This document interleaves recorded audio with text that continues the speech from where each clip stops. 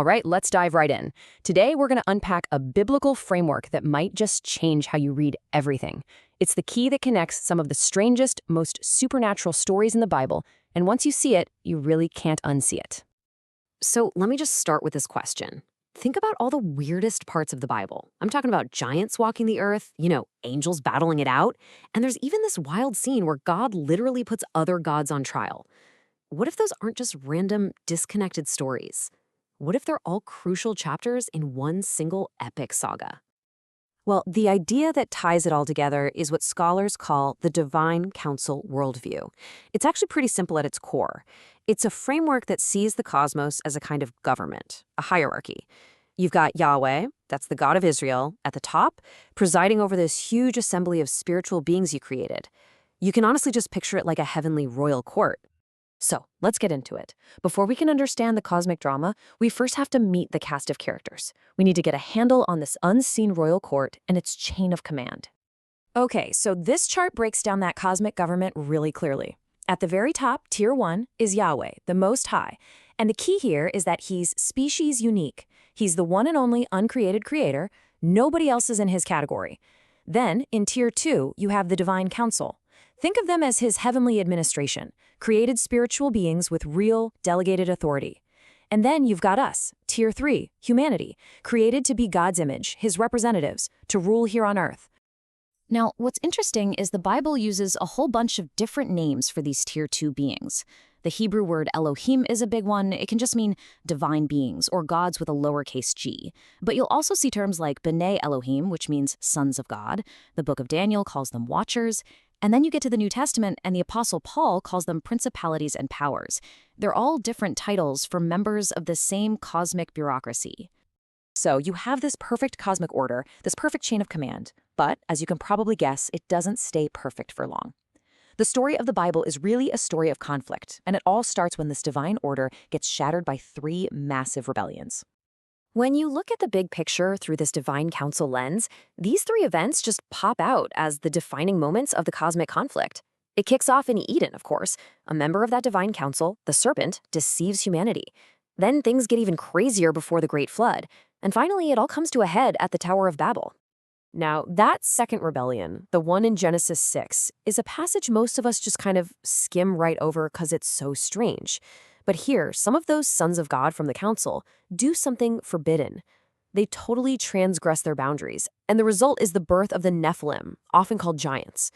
This act was so corrupting, so out of line, that it's given us one of the main reasons for the flood. But it's that third rebellion at the Tower of Babel that really sets the stage for the entire Old Testament story. Humanity unites against God, and his response is just staggering. He doesn't just confuse their languages. In this worldview, he disinherits the nations. He essentially says, okay, you don't want me to be your God? Fine. And he hands them over to the authority of other members of his divine council. And the verse that unlocks this whole idea is right here. This is from Deuteronomy 32, and in the older manuscripts like the Dead Sea Scrolls, it's crystal clear. It says, God set up the nations of the world and allotted them to the sons of God. But, and this is the absolute key, he sets aside one nation for himself. The Lord's portion is his people, Israel. All the other nations were now under the rule of these lesser divine beings, who, it turns out, were not good rulers. And that corruption, that mismanagement of the nations, leads us right to our next major scene. This is a moment of pure drama. God doesn't just sit back and let this happen. No, he calls his council into session for a trial. It's time for a performance review. Just listen to this opening line from Psalm 82. Can you just picture it? The scene is a heavenly courtroom. God stands up in the great assembly, and right there in the middle of all the other gods he put in charge, he holds judgment. The tension must have been incredible. And the verdict is just stunning. God looks at them and says, I myself said, you are gods, but because you've ruled with injustice and corruption, you're going to lose your immortality. You will die like mere men. Then the psalm ends with this cry for God to take back control, to rise up and inherit all the nations that he had given away. So that begs the question, right? If these divine beings failed and were sentenced to die, how does God actually go about reclaiming the nations? This is where the whole story pivots from a problem of rebellion to a plan for reclamation, a plan that ends in a decisive cosmic victory. This slide just lays it all out so perfectly. The problem, as established in the Old Testament, is that the nations of the world are stuck under the rule of these corrupt spiritual powers.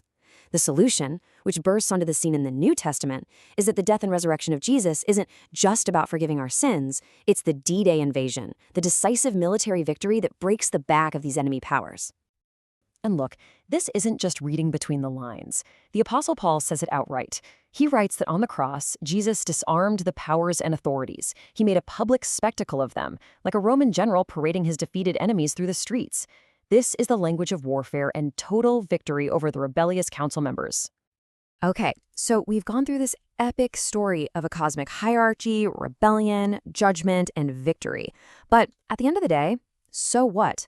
Why does seeing the Bible through this lens actually matter? Let's connect those final dots. Well, it actually changes a lot. First, it helps us understand biblical monotheism. The Bible isn't saying other spiritual beings don't exist, it's saying Yahweh is supreme over all of them. It also suddenly makes sense of those really weird passages we tend to ignore, like Genesis 6 and Psalm 82.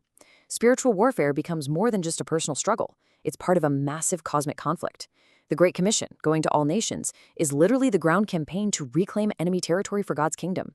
And maybe the most mind-blowing part, it elevates the destiny of believers. The end game is for redeemed humanity to replace the corrupt council and rule with God. So we'll end on this. This isn't just some new, trendy theory. Proponents argue this is the original context the biblical authors were writing in.